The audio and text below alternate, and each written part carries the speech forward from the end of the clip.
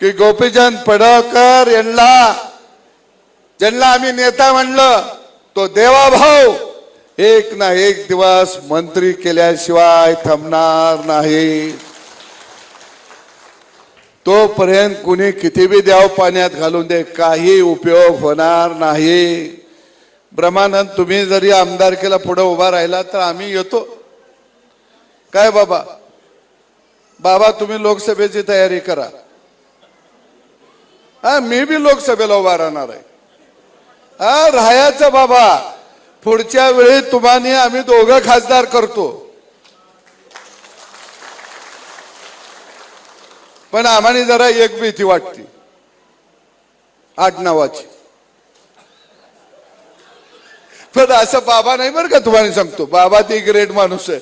बाबा तुम्ही खासदार व्हा, डॉक्टर तुम्ही आमदार व्हा, पडळकर साहेब तुम्ही मंत्री व्हा, मला कुठे तर राज्यपाल तर करा.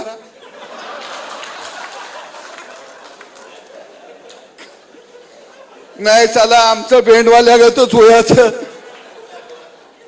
बाबा मी मागे म्हटलं ती डॉक्टर तुम्हाला माहित नाही भेंडवाल्यांचं कसं असतं माहितीये का, चांगलं गाणं पिपाणी वाजवायला लागलं की आजूबाजूचं गडी म्हणतील ऑन्स मोर, ती बी तटून वाजवतो, जोरात चाललंय.